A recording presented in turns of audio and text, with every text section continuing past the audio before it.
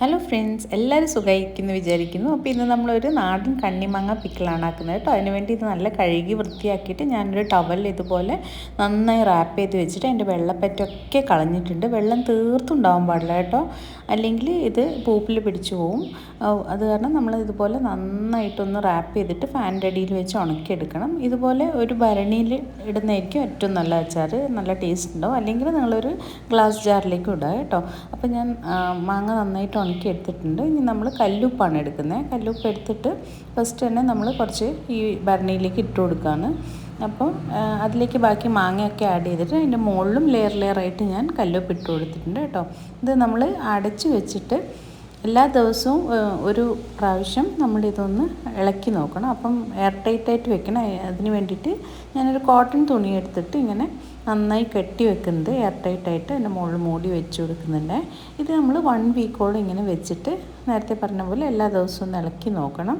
അപ്പോൾ ഇതിൽ നിന്ന് നമുക്ക് ഉപ്പിൻ്റെ ഫുൾ വെള്ളമൊക്കെ ഊറി വരും.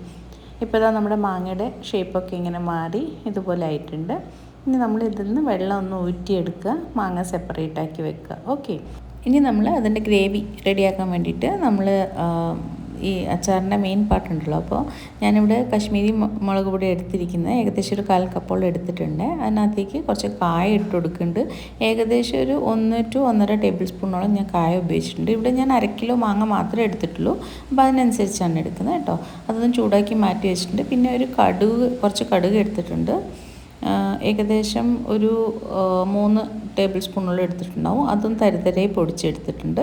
ഇതെല്ലാം നമ്മൾ മാങ്ങയിലേക്ക് ആഡ് ചെയ്ത് കൊടുക്കുക. ഓക്കെ, അപ്പോൾ കടുക് നോക്കിയിട്ട് ആഡ് ചെയ്താൽ മതി. ഒരുപാട് ആഡ് ചെയ്താൽ അത് കയ്പ്പ് ടേസ്റ്റ് വരും. മാങ്ങ കുറച്ചെടുത്ത കാരണം ഞാൻ നോക്കിയിട്ട് ആവശ്യത്തിന് മാത്രമേ ആഡ് ചെയ്യുന്നുള്ളൂ. ഓക്കെ, അപ്പോൾ ആദ്യം ഒന്ന് എല്ലാം മിക്സ് ചെയ്തിട്ട് നമ്മുടെ ആ മാങ്ങയുടെ വെള്ളം ഉണ്ടല്ലോ അത് മാത്രം ഒഴിച്ചു കൊടുക്കുക. വേറെ വെള്ളമൊന്നും ആഡ് ചെയ്യാൻ പാടില്ല. മാങ്ങയുടെ ആ വെള്ളം മാത്രമേ എടുക്കാൻ പാടുള്ളൂ. ഇതിങ്ങനെ മിക്സ് ചെയ്ത് കഴിഞ്ഞിട്ട് നിങ്ങൾക്ക് വീണ്ടും ഇത് ഡ്രൈ ആയി തോന്നുന്നുണ്ടെങ്കിൽ നല്ലെണ്ണ നന്നായി ചൂടാക്കിയിട്ട് നമുക്ക് കൺസിസ്റ്റൻസിക്ക് എത്ര വേണോ അതിനനുസരിച്ച് നമുക്ക് ഒഴിച്ചു കൊടുക്കാം കേട്ടോ. അത് ഞാൻ റെക്കോർഡ് ചെയ്യാൻ വിട്ടുപോയിട്ടുണ്ട്.